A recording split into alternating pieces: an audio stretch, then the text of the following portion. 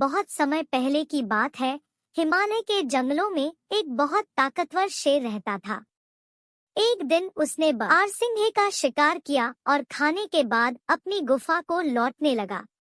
अभी उसने चलना शुरू ही किया था कि एक सियार उसके सामने दंडवत करता हुआ उसके गुणगान करने लगा। उसे देख शेर ने पूछा, अरे तुम ये क्या कर रहे हो? हे जंगल के राजा, मैं आपका सेवक बनकर अपना जीवन धन्य करना चाहता हूँ।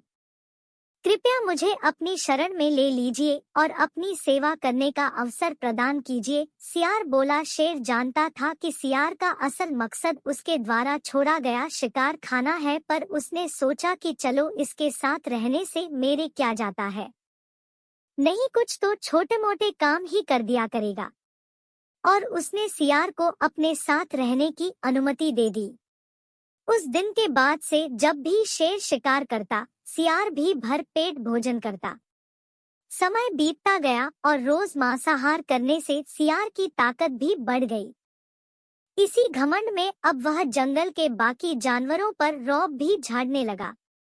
और एक दिन तो उसने हद ही कर दी। उसने शेर से कहा, आज तुम आराम करो, शिकार मैं करूंगा और तुम मेरा छोड़ा हुआ मांस खाओगे। शेर यह सुन बहुत क्रोधित हुआ, पर उसने अपने क्रोध पर काबू करते हुए सियार को सबक सिखाना चाहा।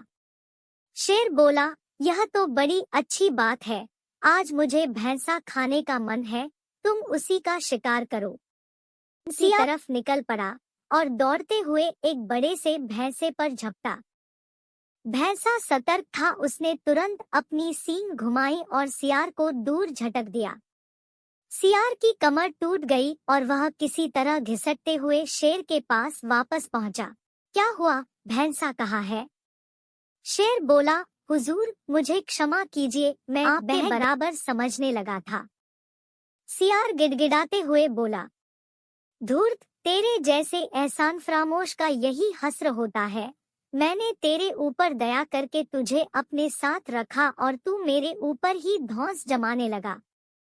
और ऐसा कहते हुए शेर ने अपने एक ही प्रहार से सियार को ढेर कर दिया। किसी के किए गए उपकार को भूल उसे ही नीचा दिखाने वाले लोगों का वही हस्र होता है जो इस कहानी में सियार का हुआ। हमें हमेशा अपनी वर्तमान योग्यताओं का सही आकलन करना चाहिए और घमंड में आकर किसी तरह का मूर्खतापूर्ण कार्य नहीं करना चाहिए।